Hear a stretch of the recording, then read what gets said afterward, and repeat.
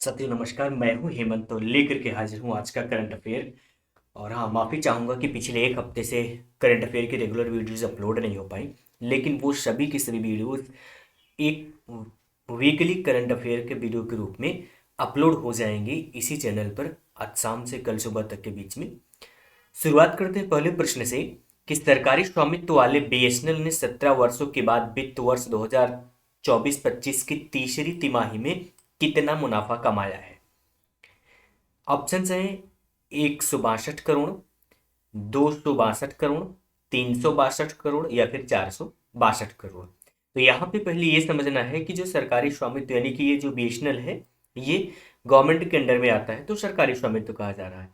2024-25 यानी कि अप्रैल 2024 से, ठीक है, अप्रैल 2024 से मार्च 2025 की बात की जा रही है, मार्च 25 की बात की जा रही है। तो इसके बीच में कह रहा है कि तीसरी तिमाही, तो अगर हम 12 महीनों को अलग अलग 4 तिमाही में बांट दें, 3-3 में बांट दें, 3-3 और 3-3 के रेशियो में बांट दें, तो ये 4 तिमाही बनती है। इसमें कह रहा है तीसरी तिमाही में, पहली तिमाही में हो जाएगा अप्रैल मई जून, अप्रैल से जून तक, दूसरी तिमाही में हो जाएगा जुलाई अगस्त सितंबर और तीसरी में हो जाएगा अक्टूबर नवंबर दिसंबर। तो ये अक्टूबर नवंबर दिसंबर के डेटा की बात कर रहा है कि बीएसएनएल ने 17 वर्षों के बाद में कितना मुनाफा कमाया है। सही आंसर देख लेते हैं। इसका सही आंसर है ऑप्शन नंबर ए यानी कि 162 करोड़। बीएसएनएल ने 17 वर्षों में पहली बार वित्त वर्ष 24-25 की तीसरी तिमाही में 162 करोड़ रुपए का लाभ दर्ज किया है। हाल ही में जारी जलवायु जोखिम सूचकांक 2025 में भारत को कौन सा स्थान दिया गया है। ऑप्शंस हैं पहला, दूसरा, पहला, तीसरा, छठा या फिर सातवां। सही विकल्प है ऑप्शन नंबर सी यानी कि छठा। भारत को क्लाइमेट रिस्क इंडेक्स 2025 में छठा स्थान दिया गया है, जो जलवायु परिवर्तन के प्रभावों को दर्शाता है। प्रश्न संख्या 3 लेते हैं। विश्व सरकार शिखर सम्मेलन WGS 2025 भविष्य की सरकारों का निर्माण थीम के तहत कहाँ आयोजित किया गया, यानी कि थीम इसका था कि भविष्य की सरकारों का निर्माण, और ये था विश्व सरकार शिखर सम्मेलन। ठीक, इस थीम के साथ में ये कहाँ पे आयोजित किया गया, तो यहाँ पे प्लेस पूछा जा रहा है। ऑप्शन से हैं तेहरान में, दुबई में, कुवैत में या फिर सिंगापुर में। सही विकल्प है ऑप्शन नंबर बी यानी कि दुबई में। विश्व सरकार शिखर सम्मेलन WGS 2025 दुबई में आयोजित हुआ, जिसका मुख्य विषय भविष्य की सरकारों का निर्माण था। प्रश्न संख्या 4 लेते हैं कि नए आयकर विधेयक 2025 की जांच के लिए निम्न सदन के कितने सदस्यीय प्रवर समिति का गठन किया गया है।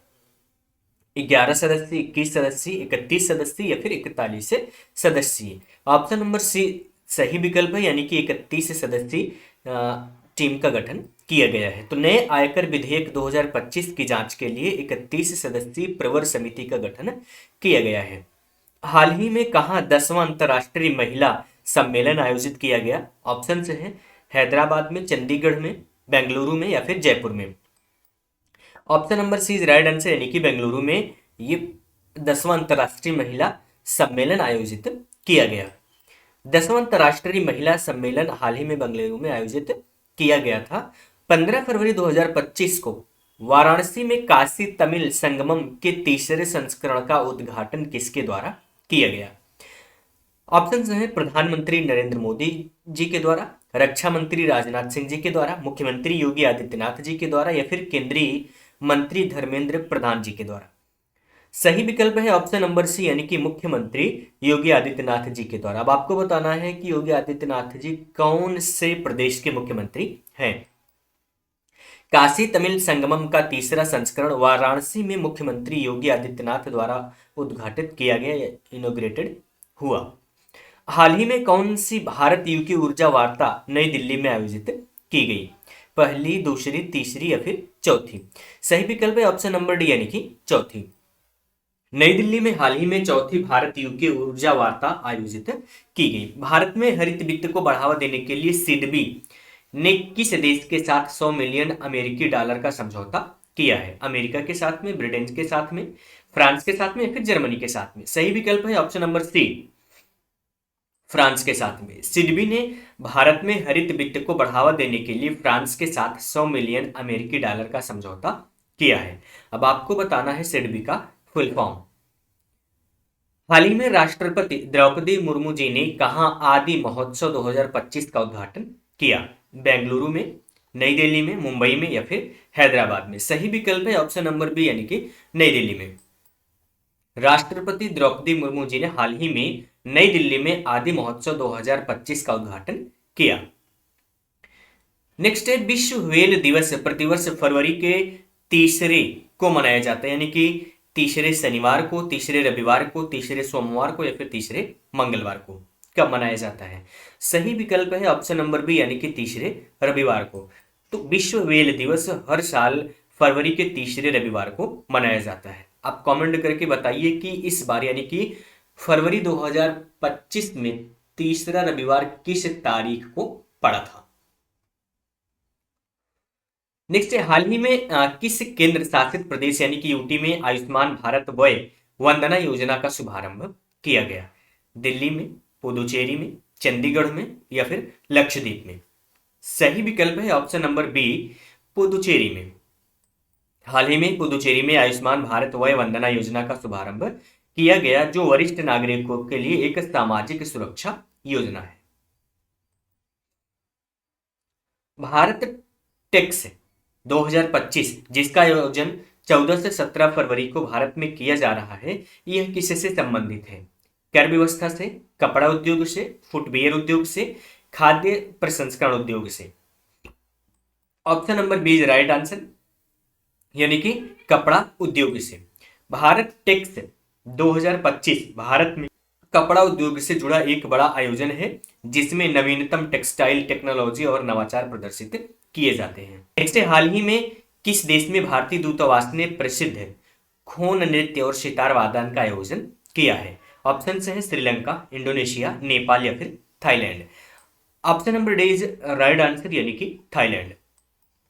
हाल ही में भारतीय दूतावास द्वारा थाईलैंड में प्रसिद्ध खोन नृत्य और सितार वादन का आयोजन किया गया, जिससे भारत थाई सांस्कृतिक संबंध मजबूत हुए।